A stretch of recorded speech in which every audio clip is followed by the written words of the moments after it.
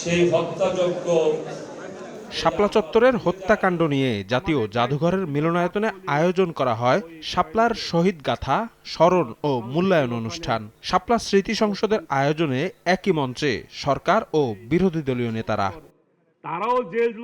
আয়োজনে 11 দলীয় ঐক্যের নেতারা জানান, আগামীর আধিপত্যবাদ বিরোধী দীর্ঘ লড়াইয়ে সাহস যোগাবে শাপলার স্মৃতি। ফ্যাসিবাদ বিরোধী আন্দোলনের শহীদ হিসেবে শাপলার নিহতদের স্বীকৃতির দাবি জানিয়ে তারা বলেন, হত্যাকাণ্ডে জড়িতদের বিচার জনগণের প্রাণের দাবি। দীর্ঘকালের ইসলামী জনতার প্রতি যে কর্তৃত্ববাদী সরকারের জুলুম নির্যাতনের একটা বিস্ফোরণ, একটা আউটবাস্ট হিসেবে সেদিন সমস্ত জনগণ রুখে দাঁড়িয়েছিল। আমাদের আধিপত্যবাদ বিরোধী লড়াই সামনে আরো কঠিন হতে যাচ্ছে। আমাদের সীমান্তে উগ্রবাদীরা আরো শক্তিশালীভাবে আবির্ভূত হয়েছে। এই লড়াইয়ের সামনে আমাদেরকে একসাথে রাজপথে সরব থাকতে হবে।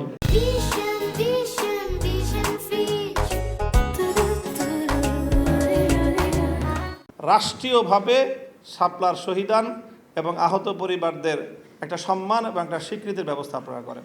অনুষ্ঠানে তথ্য ও সম্প্রচার মন্ত্রী জহিরুদ্দিন স্বপন বলেন, কোন রাজনৈতিক দল হিসেবে বিএনপির বিবৃতিতেই সর্বপ্রথম শাপলা ট্র্যাজেডিকে গণহত্যা হিসেবে চিহ্নিত করা হয়েছিল।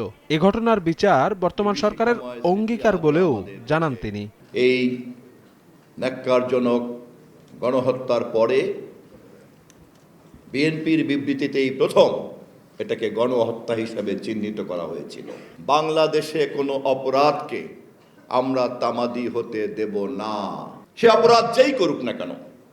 তথ্যমন্ত্রী জানান, আওয়ামী লীগ আমলে হওয়া শাপলা চত্বরের ঘটনার মিথ্যা মামলার 90% আসামি ছিলেন বিএনপি নেতাকর্মীরা। সেই মামলাগুলিতে এই সমস্ত আসামির মধ্যে শতকরা 90% আসামি হচ্ছে বিএনপি এবং তার অঙ্গ সংগঠনের নেতারা। শফিক মুন্সি, সময় সংবাদ, ঢাকা। বিশেষ করে অঙ্গ সংগঠনের